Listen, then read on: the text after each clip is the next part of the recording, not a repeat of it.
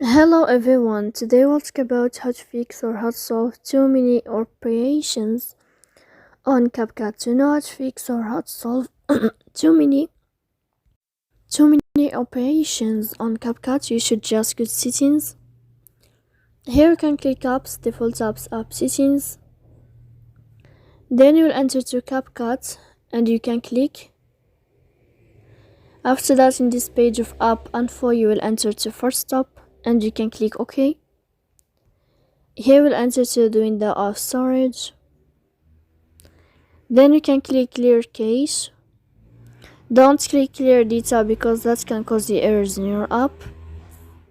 In the end, you can turn off your phone and you can wait a moment to turn on your phone again. So please don't forget to support us by like and subscribe. See you next time in another video and thank you for watching.